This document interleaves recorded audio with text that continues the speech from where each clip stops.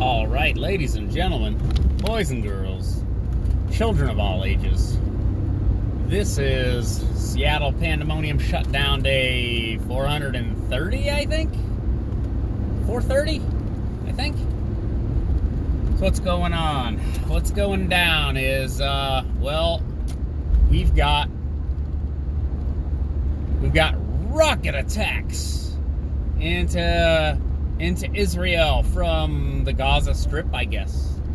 And you got your Iron Dome, the Patriot missile system 2.0. Now, I brought this up with some of my Twitter friends, like, during Gulf War I, is it not true that we basically presented the Patriot missile system as being able to shoot down those Iraqi Scuds? So the Iraqis, Saddam, I guess, was trying to launch these surface-to-surface missiles, sort of semi-guided missiles, into Israel in order to get Israel to go to war with Iraq alongside us, thus negating our alliance with Saudi Arabia. I think I have that right.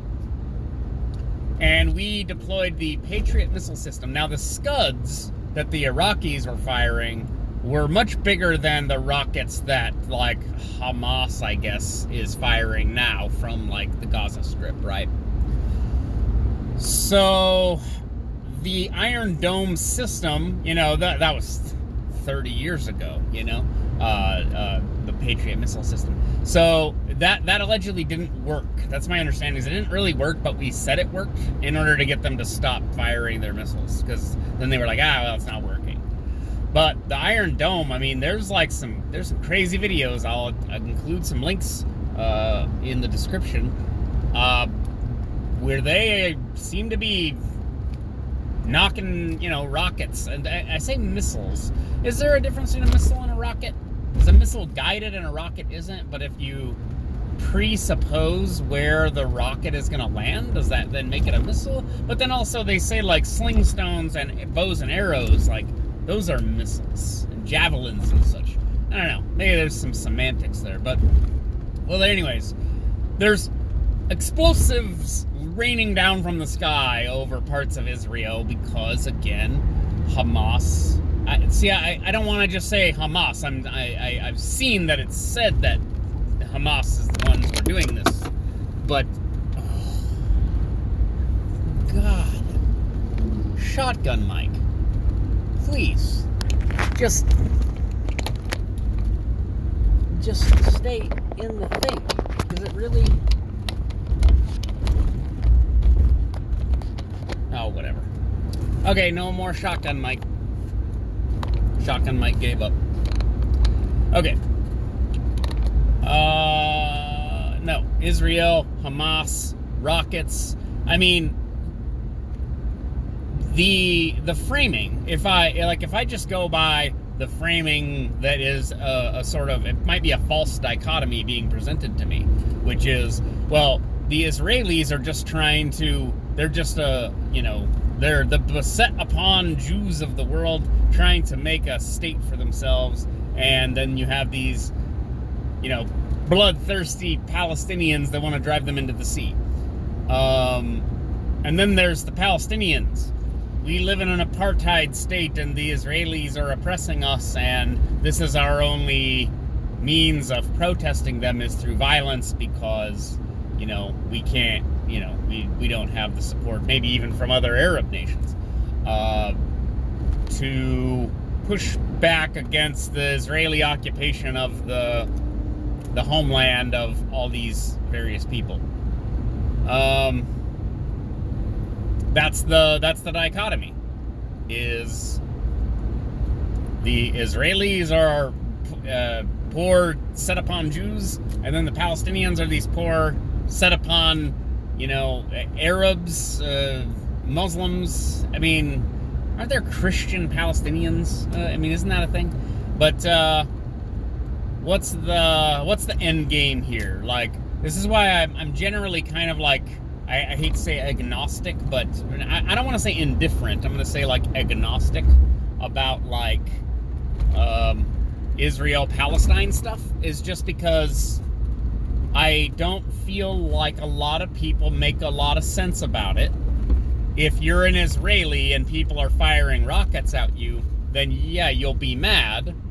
But if Israelis took your grandparents' or parents' house during a war or whatever, then I could see you being mad at the Israelis. So it's like everybody can kind of be wrong in a situation, but it's what behavior you're justifying. So like, I believe they set fire to, like, is it the Al-Aqsa Mosque? That's like it's in Jerusalem, I think.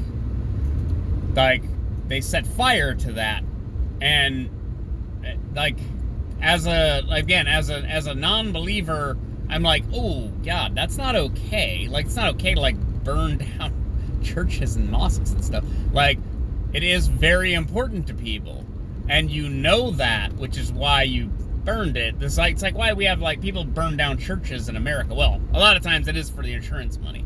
Let's be real here. But they, like, an iconic, landmark, like, Dome of the Rock or something. Like, if you destroyed that, you're doing that on purpose. You know what that is. So, I don't know. Like, again, I don't have any solutions for this. I don't see like a two-state solution to the Palestinian, issue. I get that the Israelis can't just like grant citizenship to all the Palestinians, because then they'll like be outnumbered in a democracy. And then because identity politics would and religious alignment would rule the day, and then they would be